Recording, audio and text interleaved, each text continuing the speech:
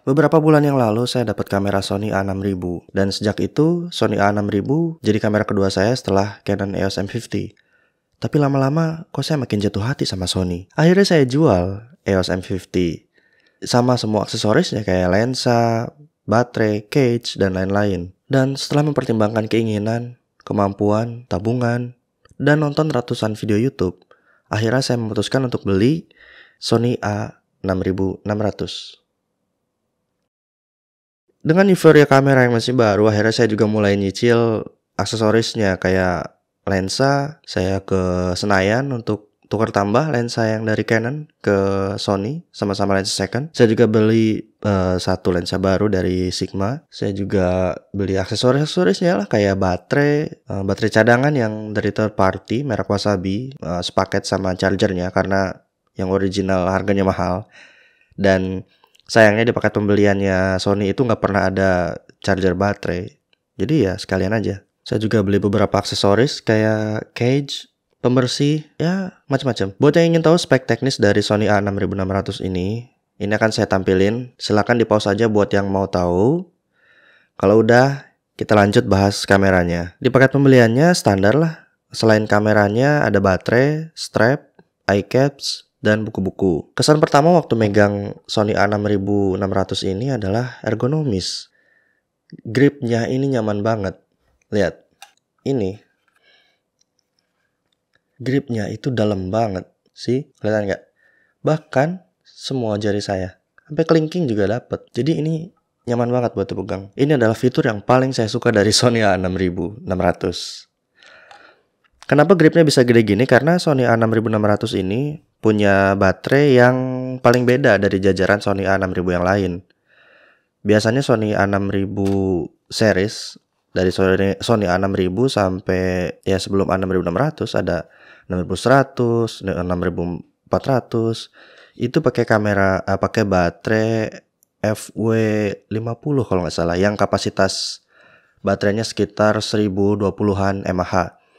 Sedangkan Sony A6600 ini dia pakai FZ100 yang kapasitasnya 2000-an alias dua kalinya. Jadi karena baterainya besar, ini baterai Wasabi by the way, bukan baterai originalnya.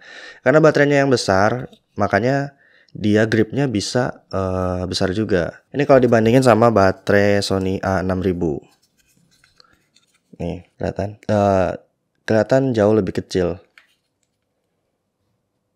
Yang saya suka dari Sony, impresinya sama dengan waktu saya pertama kali megang Sony A6000 setelah terbiasa pakai Canon EOS M50, yaitu ergonomis.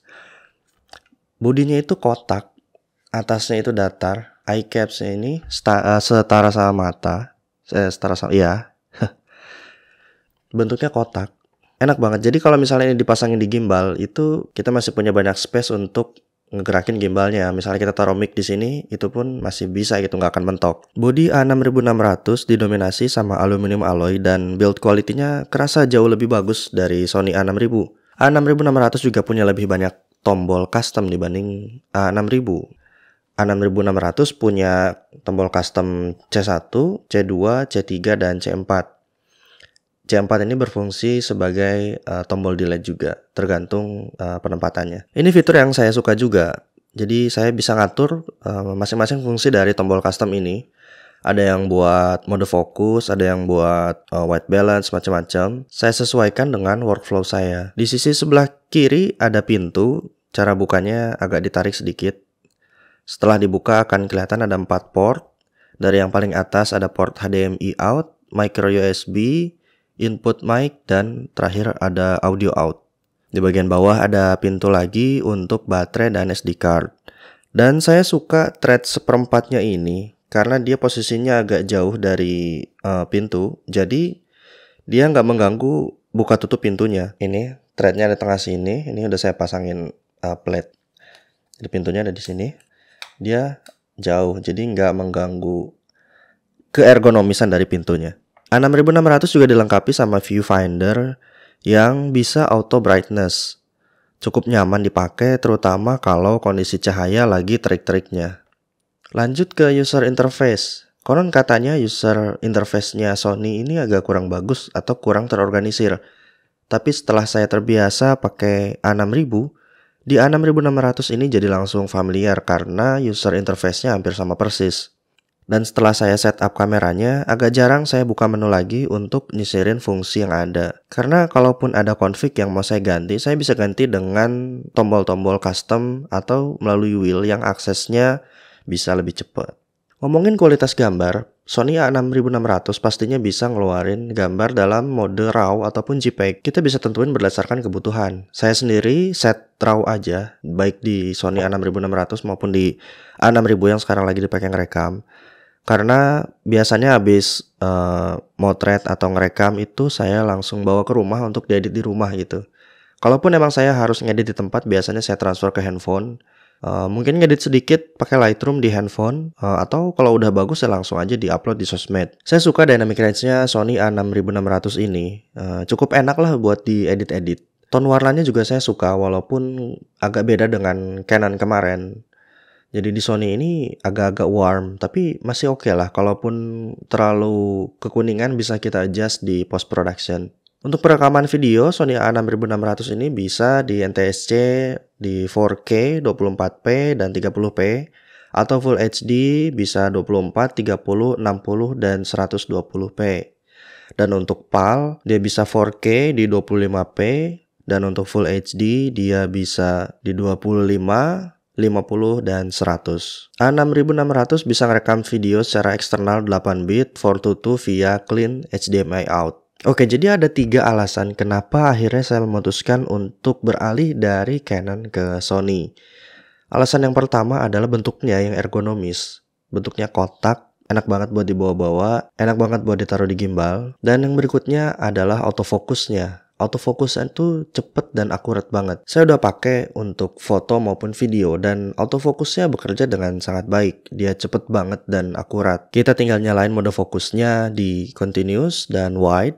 Nanti Sony A6600 akan mendeteksi wajah kita dan mengunci fokusnya di mata.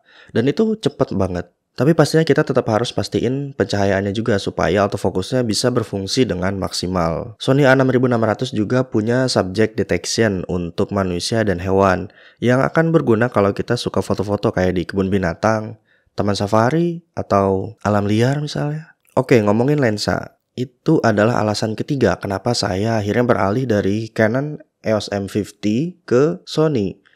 Apalagi waktu itu udah muncul rumor-rumor kalau Canon akan menghentikan M series-nya dan mulai fokus ke RF series. Dan enaknya di Sony, baik di Sony APS-C kayak A6600 ini maupun Sony full frame, mereka pakai mounting yang sama. Mereka pakai mounting tipe E. Jadi kemarin waktu beli lensa pun saya ada beli beberapa lensanya full frame. Nggak beberapa sih, satu. Sony sendiri punya banyak pilihan lensa. Selain Sony sendiri ngeluarin lensa natifnya, kita bisa pakai mau di APS-C ataupun full frame. Dan third party juga banyak yang ngeluarin lensa untuk Sony kayak Sigma, Viltrox, Tamron, Samyang, dan lain-lain. Jadi kita tinggal tentuin aja kita mau beli lensa apa, lensa APS-C untuk alasan keringkesan dan biasanya lebih murah mungkin. Atau kita mau beli lensa full frame dengan alasan kualitas dan ketajiran. Berikutnya LCD screen. Saya lebih suka LCD model tilting kayak gini karena tangan jadi bisa pegang bagian kanan dan kiri kamera dengan lebih enak. Karena waktu di Canon EOS M50 kemarin, screennya itu fully articulating, bikin tangan kiri agak kehalangan waktu screennya ini dibuka. Mungkin buat vlogging akan lebih enak, tapi saya jarang banget nge-vlog. Tapi ada 3 kekurangan sih dari LCD screennya. Yang pertama, kalau ngambil gambar portrait, kita agak susah kalau ngambil gambar yang high atau low angle. Kedua, waktu screennya dibuka full, dia akan terhalang kalau kita pasang mikrofon di hot shoe. Ini bisa disolusiin sih dengan pasang cage atau cold shoe relocation. Intinya yang bisa mindahin posisi mic-nya supaya nggak ngehalangin screen. Dan ketiga, meskipun dia touchscreen, tapi sayangnya fungsi touch-nya ini cuma berlaku untuk ganti-ganti fokus. Nggak bisa yang lain semisal geser-geser atau klik menu. Di luar itu, kualitas gambar yang muncul di LCD-nya sih bagus-bagus aja. Berikutnya IBIS atau In-Body Image Stabilization. Itu fitur stabilisasi dari internal kameranya ya. Ini cukup membantu waktu kita nggak ingin ngambil gambar still ataupun video. Tapi IBIS di Sony A6600 ini bukan fitur andalan, jadi jangan terlalu ngandalin itu. Cukup sedikit membantu lah buat ngilangin micro jitter gitu. Tapi kalau kamu ingin gambar yang stabil banget, tetap harus pakai gimbal. Ini saya jalan megang kameranya handheld aja. Lensanya kurang wide sebenarnya, jadi ya seginilah. Ini sekarang IBIS-nya udah nyala.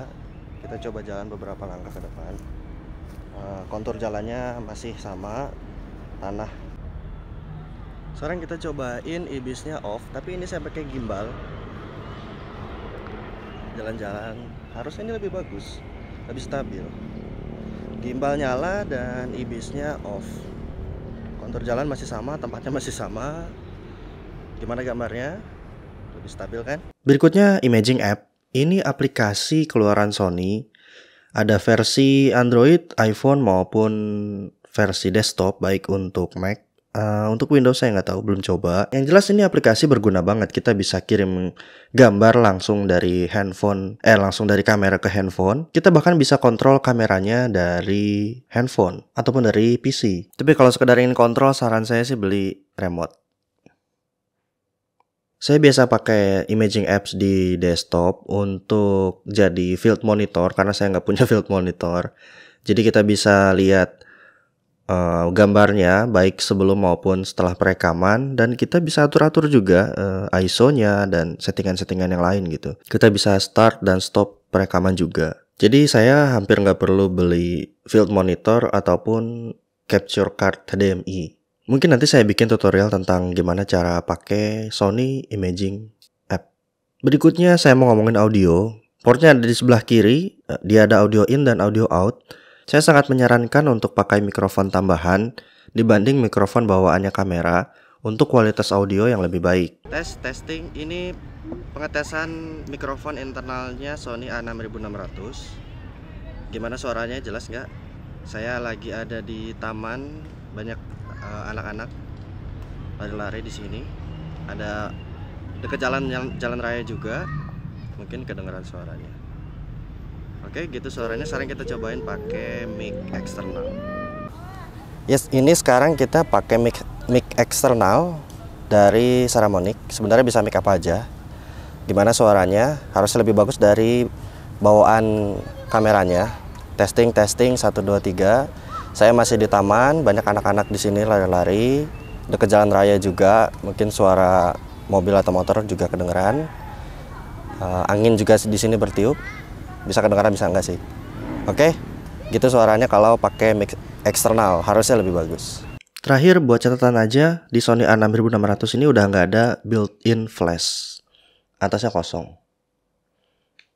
Cuma ada Hotsu. Oke, jadi saya cukup senang pakai Sony A6600 ini, baik untuk urusan foto maupun video. Ukurannya compact, autofocusnya cepat dan akurat. Pilihan lensanya banyak, saya pakai Sony dan third party kayak Sigma, Tamron, dan Viltrox. Ada IBIS yang bisa bantu stabilitas perekaman. Ada banyak tombol custom yang sangat memudahkan workflow. Ada 4K, 24p, 30p, dan Full HD sampai 120p buat slow-mo.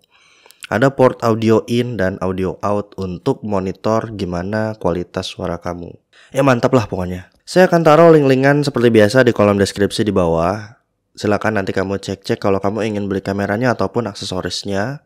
Well, biarpun saya bukan seorang fotografer atau videografer profesional, mudah-mudahan video ini tetap bisa kasih kamu gambaran tentang Sony A6600. Kalau iya, kamu bisa like dan subscribe video ini. Follow juga saya di Instagram @arofahakb. Dan thanks for watching. Assalamualaikum. Peace.